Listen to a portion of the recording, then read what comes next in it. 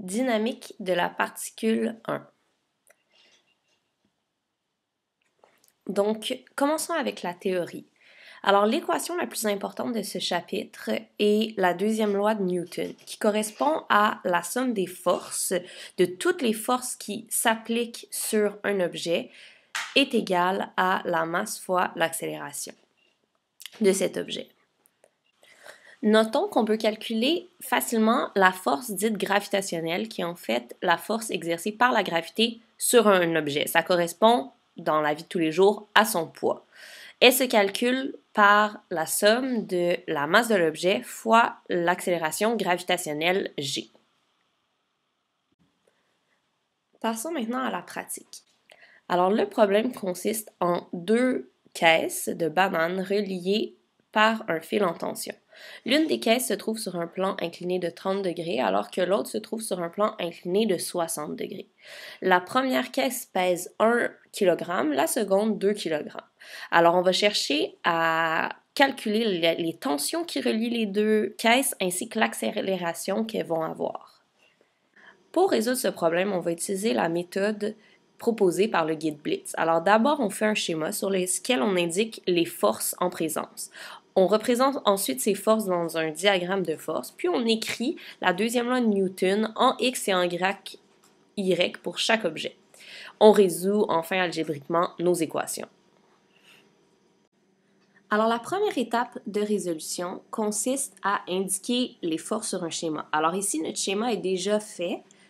Il nous reste à indiquer les forces. Donc, premièrement, sur notre caisse qu'on pourrait appeler la caisse M1, qu'on a dit de 1 kg, on a une force de gravité qui pointe vers le bas, qu'on va appeler P1. On a une force normale qui consiste en la réaction du plan incliné sur notre caisse, on va l'appeler N1. Et enfin, on a la tension T1 qui tire la boîte dans la direction de la corde.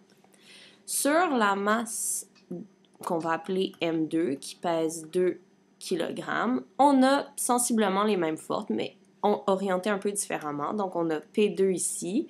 On a la normale. Notons que la normale est toujours perpendiculaire au plan incliné. Et enfin, on a la tension 2.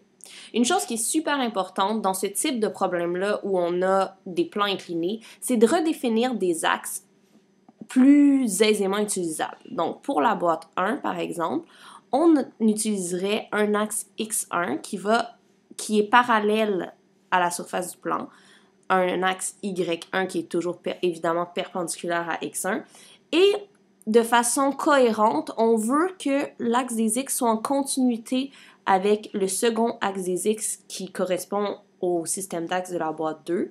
Donc, on aurait ici, par exemple, X2 et Y2. Ensuite, la deuxième étape consiste à faire nos diagrammes de force. Donc, si on prend la première masse, la masse M1, le diagramme de force consisterait en ceci. Donc, d'abord, on a une force P1 qui agit vers le bas, on a une tension T1 qui agit parallèle à la surface du plan et notre normale. OK? Ici, N1. Comme on a supposé notre axe des X dans cette direction-là et notre axe des Y qui pointent comme ça selon la normale, ce qui est important de savoir, c'est l'angle qui est ici. Et cet angle-là est exactement de 30 degrés, donc la même inclinaison que le plan incliné. Ici, si on prend notre deuxième objet, on a aussi bien sûr la normale N2 selon l'axe des Y de notre masse 2. On a la tension T2 et on a la force de gravité P2. Alors, comme on sait que l'axe des X est aligné selon T2 et que l'axe des Y pour notre deuxième caisse est aligné selon N2, ce qu'il faut savoir, c'est cet angle-là ici, cet angle-là qui est de façon similaire égal à 60 degrés. Donc, c'est la même valeur que l'angle du plan incliné. La troisième étape est maintenant d'écrire la deuxième loi de Newton, donc la somme des forces est égale à ma, en X et en Y pour chaque objet. Ici, comme le mouvement pour chacun des objets ne se fait que selon leur axe des X respectifs, alors on aura simplement qu'à indiquer la somme des forces en X.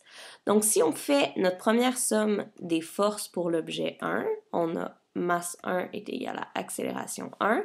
La somme des forces en X, c'est quoi? Alors d'abord, on sait qu'on a une tension positive T1 et une composante en X de la force de gravité qui, elle, est négative et tire contre le mouvement supposé. Donc ici, on mettrait moins P1 et comme on veut la composante en X, ce serait sinus de 30 degrés dans ce cas-ci, qui est égal à M1 fois A1.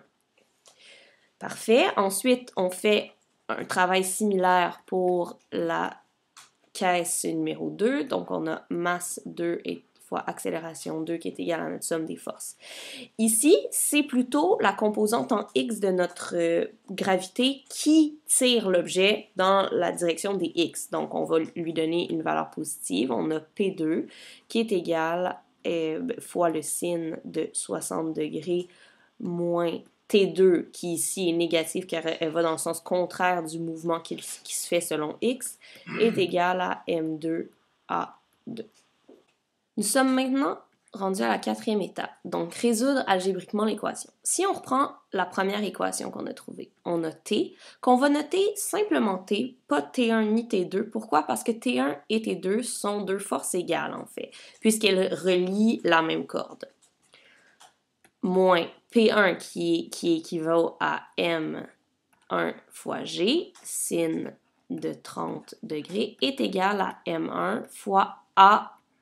Ici aussi, on va simplement appeler l'accélération A, pas A1 ni A2. Pourquoi? Parce que forcément, si les deux blocs sont attachés à la même corde, ils vont accélérer au même taux.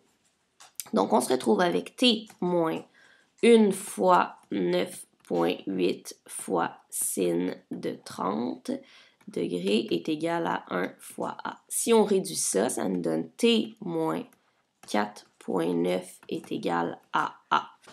Ensuite, on fait le même travail pour la deuxième équation qu'on a trouvée. Donc, on a M2G sin de 60 degrés moins T est égal à M2A. Donc ici, ça nous fait 2 fois 9,8 fois sin de 60 moins T est égal à 2A.